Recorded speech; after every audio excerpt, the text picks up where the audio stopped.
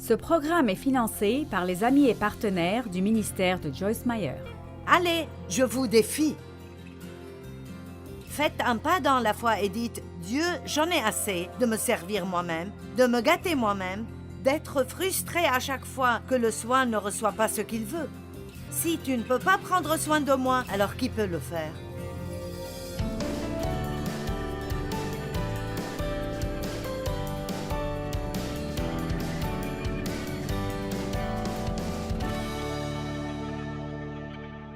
Eh bien, la générosité n'est pas naturelle. Et plus nous, disons-le comme ça, moins nous avons des paroles de la Bible,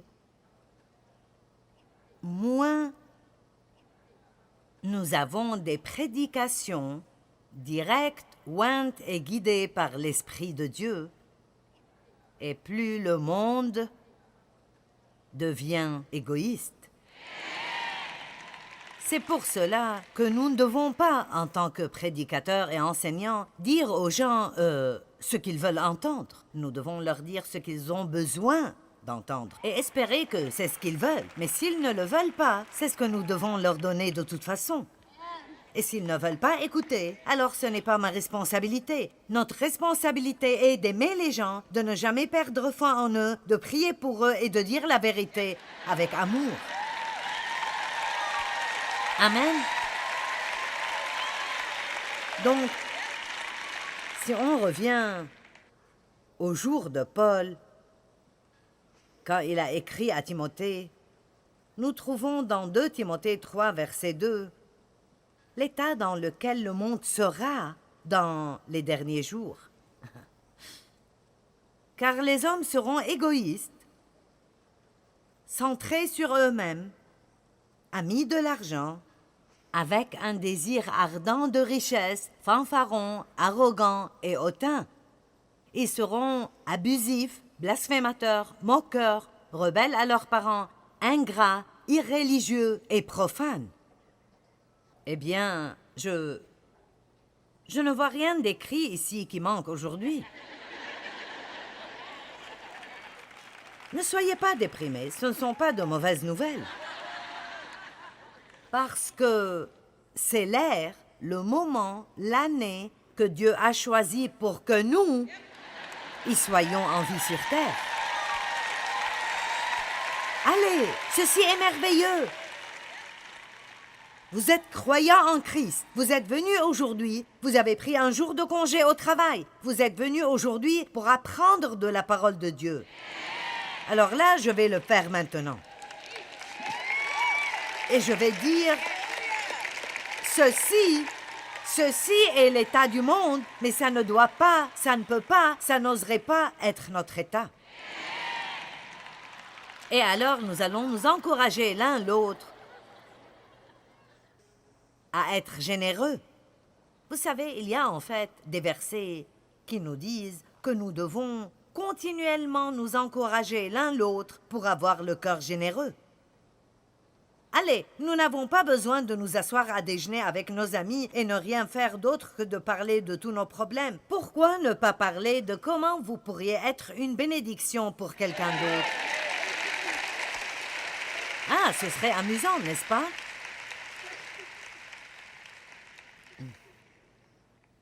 En tant que chrétiens, nous devons apprendre à ne pas posséder nos possessions.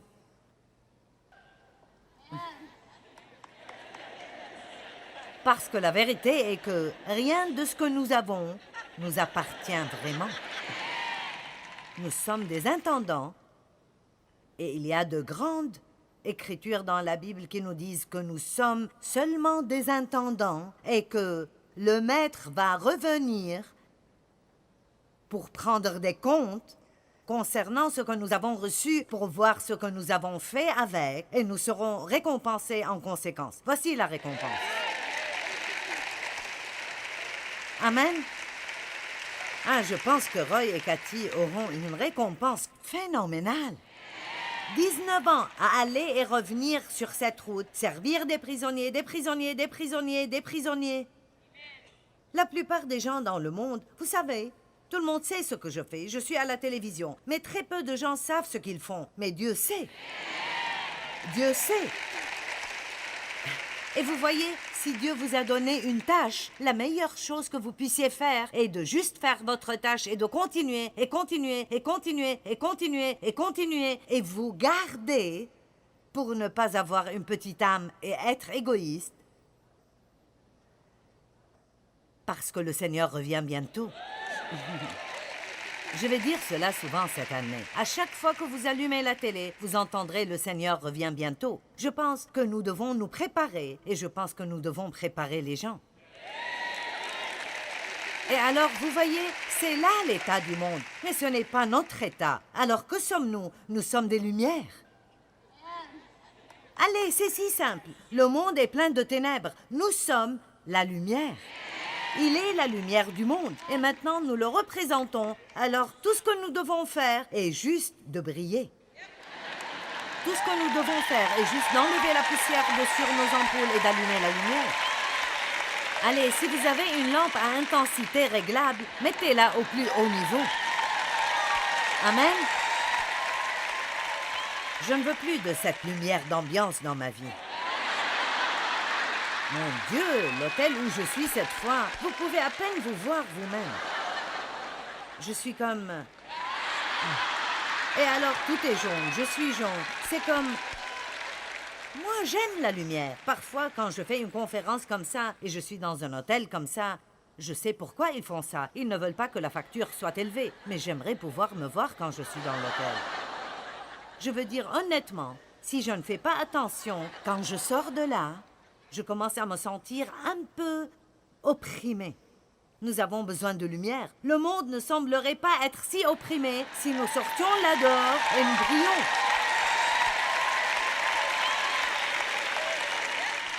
J'ai senti que le Seigneur m'a dit une fois, « Écoute, j'ai mes gens partout.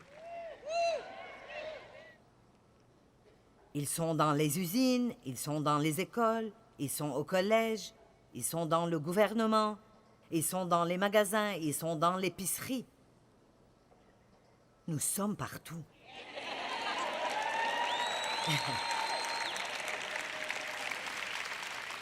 Mais personne ne le sait. Nous sommes partout, mais personne ne le sait parce que nous nous cachons. Allez, nous devons allumer la lumière. Et la façon de faire ceci est juste de commencer à être gentil avec les gens. Ne prenez pas part aux commérages ni aux disputes. Ne faites pas partie des médisances. Ne vous mettez pas à vous plaindre tout le temps quand vous êtes si bénis. Mon Dieu. Oh, je suis si enthousiasmée aujourd'hui.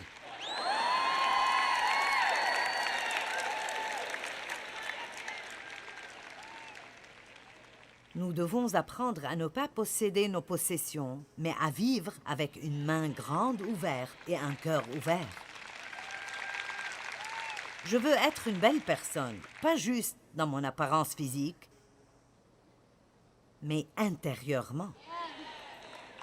Je veux avoir un cœur magnifique et une âme magnifique. Et quand je suis avec des gens, je veux qu'ils sentent que je leur ai laissé quelque chose. Maintenant... Merci. L'égoïsme paraît être normal pour l'homme non régénéré. Donc, nous ne pouvons vraiment pas blâmer les gens qui ne sont pas sauvés. Ils n'ont même pas un cadre de référence pour quoi que ce soit d'autre. Ils vont juste être égoïstes parce que c'est tout ce qu'ils connaissent. Mais nous pouvons enseigner aux gens en montrant l'exemple. Je vous le dis, j'ai beaucoup appris de Dave juste parce qu'il était un exemple. J'ai grandi dans une maison où je ne savais pas ce qu'était la paix. Je ne savais littéralement pas comment c'était. Parce que tout autour de moi, tout le temps, était la colère et les troubles et les disputes, et je ne connaissais pas la paix. Et je pensais, qu'est-ce qui ne va pas en toi quand j'ai épousé Dave? Je voulais me disputer avec lui. C'est ce que je connaissais, c'est comme ça que je vivais. Je ferais mieux de ne pas aller dans ce sujet, mais...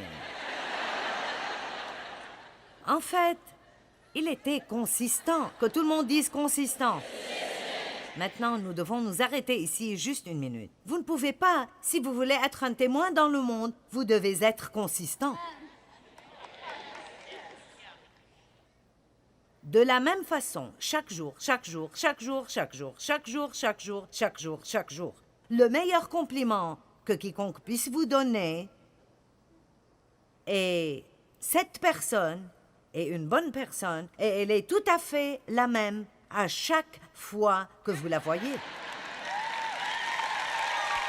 La même.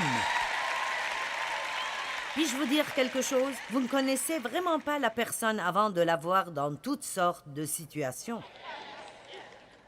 C'est pour cela que vous ne savez pas nécessairement qui vous épousez parce que vous êtes sortis 12 fois.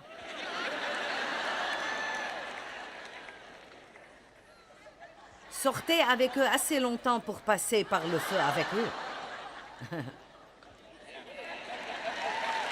Allez.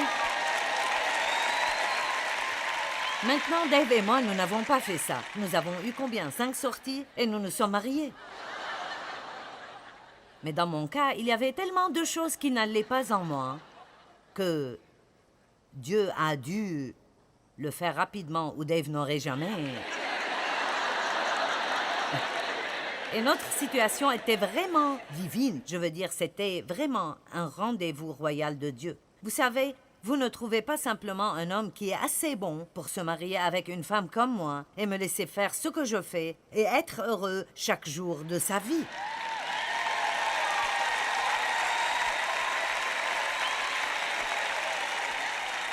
Et Dave est si aimant et si bon avec moi. Et il est devenu meilleur comme il vieillissait.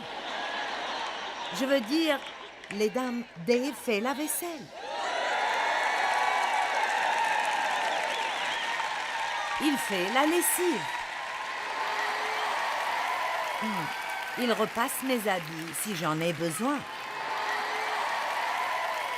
Il remplit l'humidifiant. Et il joue au golf. Beaucoup et beaucoup et beaucoup de golf. Et il regarde le baseball et le basketball et le tennis et le golf et quoi d'autre? Je ne sais pas. Football, bowling, je veux dire quoi que ce soit. Si ça rebondit ou ça roule, Dave est partant.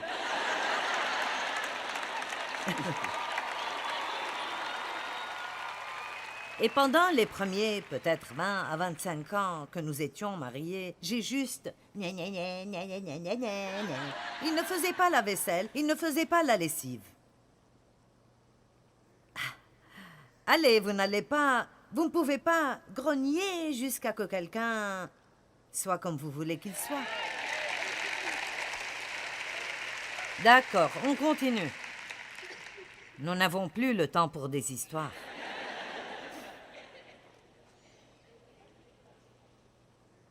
Nous devons sortir au monde et être un exemple.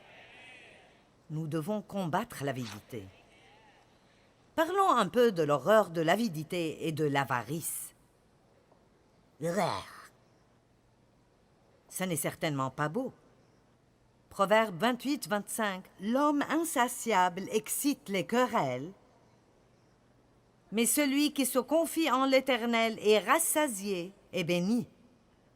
L'homme avide qui n'a pas de paix et n'est jamais satisfait. Luc chapitre 12, verset 15 dit « Gardez-vous de toute convoitise, le désir immodéré pour la richesse et les désirs avides de posséder plus, car la vie d'un homme ne dépend pas et n'est pas dérivée de la possession en abondance ou de ce qui est au-delà de ses besoins. » L'une des façons de nous garder de l'avidité est d'être agressivement généreux. Ceci est vraiment si important que Paul a même dit aux Corinthiens qu'ils ne devaient pas s'associer avec les personnes avides et gourmandes.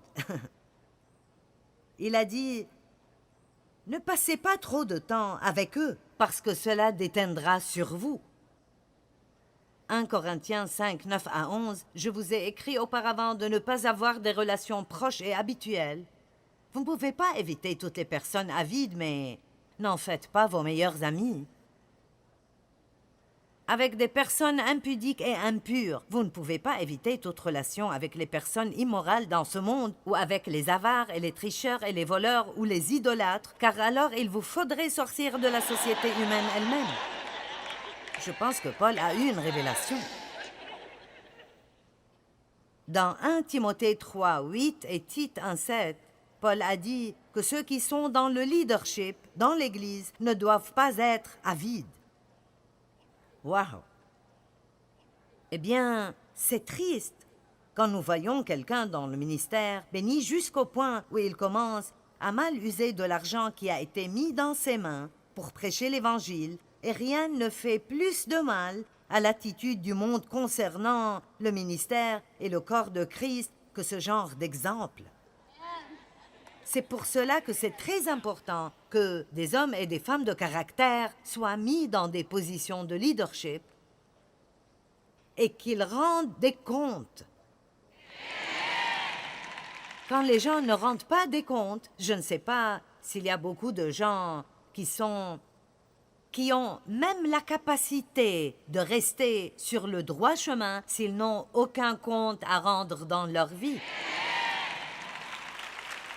S'il n'y a aucune autre raison pour faire partie d'une église locale, c'est cette raison, parce que peut-être que si vous ne venez pas pendant 6 mois, quelqu'un pensera à vous et viendra vous chercher pour voir si vous vous êtes égaré. Allez à une église où les gens s'occupent de vous. N'allez pas quelque part où vous pouvez ne pas aller pendant 9 mois et personne ne sait si vous êtes vivant ou mort. Parce que ce n'est pas juste, vous savez, de vous pointer à l'église le dimanche et alors vous aurez l'approbation du ciel. C'est aussi de rendre des comptes à d'autres personnes. C'est une des bonnes raisons d'être impliqué dans quelque chose, dans le service, parce que là, vous devez vous montrer. Remarquez bien que je n'ai jamais manqué aucune de mes réunions.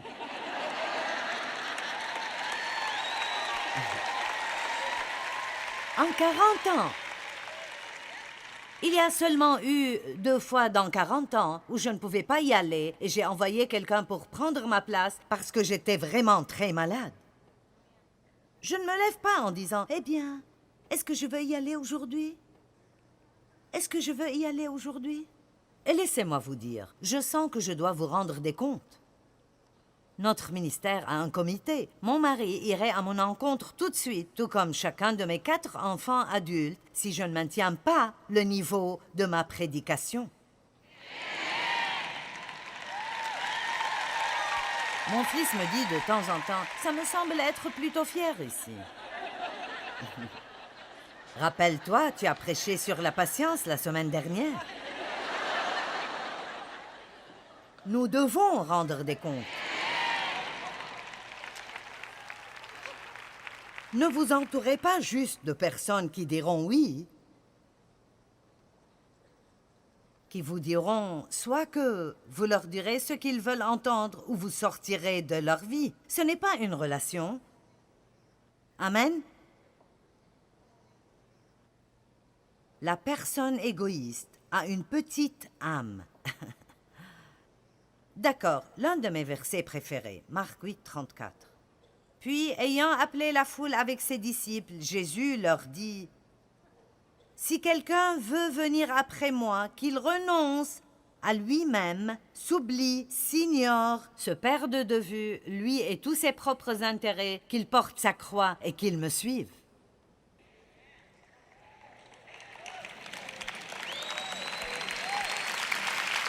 Ces applaudissements ont commencé plutôt faibles. Vous savez, je veux dire, c'est un verset plutôt difficile. Tu veux dire que tu ne veux pas que je m'occupe de moi-même du tout? Et la première chose qui nous vient à l'esprit est, eh bien, et moi, qui prendra soin de moi, qui fera quoi que ce soit pour moi? Eh bien, si nous faisons cela à la façon de Dieu, alors il prendra soin de nous. Donc voilà ce que je veux vous dire aujourd'hui. Si vous avez passé votre vie à essayer de prendre soin de vous-même, Vous n'avez aucune idée de ce que Dieu peut faire pour vous si vous faites une grande fête de retraite. Vous prenez la retraite dans le soin de soi et vous vous mettez dans ses mains et vous donnez votre vie pour être une bénédiction partout où vous allez. Allez, je vous défie. Faites un pas dans la foi et dites « Dieu, j'en ai assez de me servir moi-même, de me gâter moi-même, d'être frustré à chaque fois que le soin ne reçoit pas ce qu'il veut.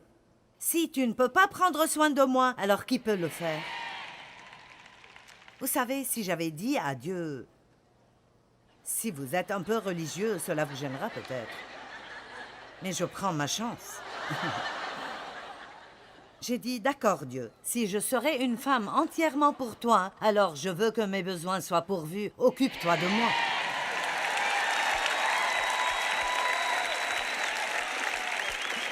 Ah!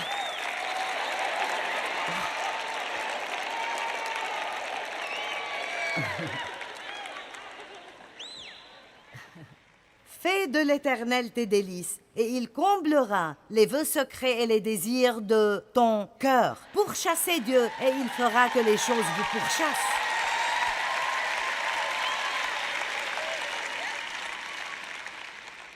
La générosité libère tellement de bonnes choses dans notre propre vie. Wow! Tous ces versets ici, Actes 10, 1 à 4. À Césarée vivait un homme nommé Corneille, un centurion romain qui avait un poste de commandement dans la cohorte appelée l'Italique. Le verset suivant. Il était pieux et vénérait Dieu et lui donnait une obéissance révérentielle avec tous les gens de sa maison. Maintenant, regardez ceci. Et il était généreux envers les pauvres du peuple et priait Dieu en tout temps. Donc cet homme était un prieur et un donneur. Quand vous apprenez à être un prieur et un donneur, le diable ferait mieux de s'écarter du chemin. Un prieur et un donneur. Je veux vous ramener aux choses simples. Voyons, qu'est-ce que j'ai fait pour aider quelqu'un d'autre cette dernière semaine?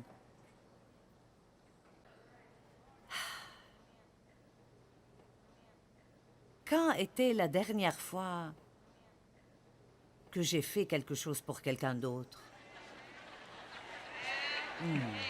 Est-ce que j'ai déjà fait quoi que ce soit pour quiconque d'autre?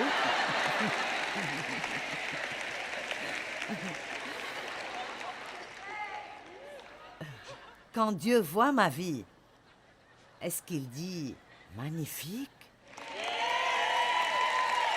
Absolument magnifique.